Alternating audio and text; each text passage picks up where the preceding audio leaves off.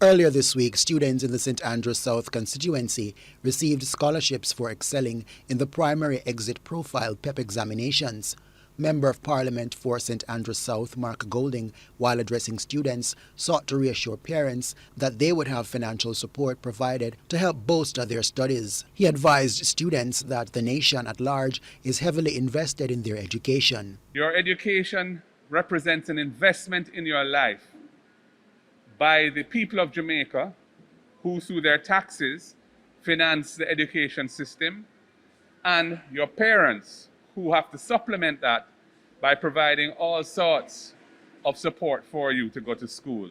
Meanwhile, parents and students say they're elated and most grateful for the assistance provided. I give thanks for it because the time is rough now, and for getting this is a big main way can help with her, because throughout the COVID, she's been good to us, doing good, put up the fight, and we see that right now she make me see a wider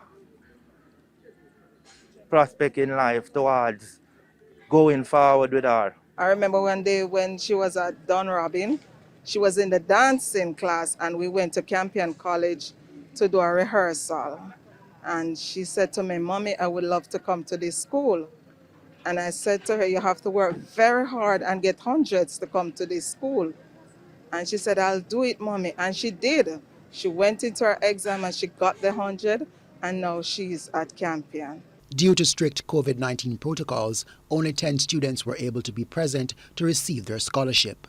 Javine McLean, CVM Live.